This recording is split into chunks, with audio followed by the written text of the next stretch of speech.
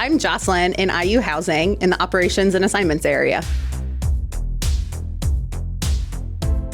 The housing application is actually open now. We opened in early February, and we hope that students apply by May 1 to be in our first priority window. We use priority windows to do our housing assignments, so we take everybody who's applied for housing from February up until May 1, and you're in the same group who are assigned at the same time and have the same chance of getting your preferences.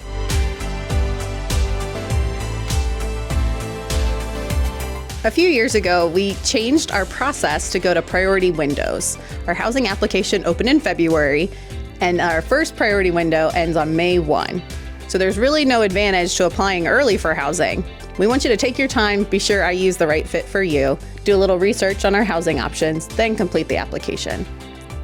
We take all of our students who apply in the first priority window and essentially put them in a big bucket. We work to collect all the puzzle pieces before we start creating the picture of campus.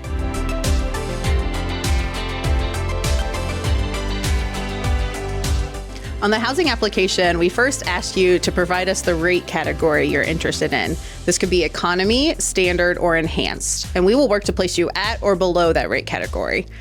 Recently, we made a change, and students are required to put 5 rankings of our neighborhood and room type preference. Our first year neighborhoods are the Central, Southeast, and Northwest, and the room types are single, double, or even a few triples across campus.